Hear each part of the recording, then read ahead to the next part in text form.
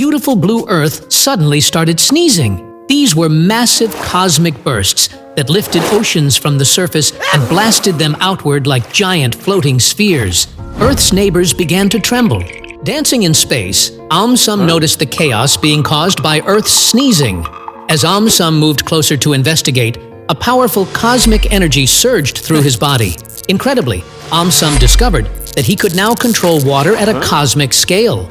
Without wasting time, AumSum stretched his arms forward and began controlling the floating water spheres. But the sneezing had not stopped yet. Earth released another powerful burst, sending even more water into space. AumSum began guiding all the floating water back toward Earth.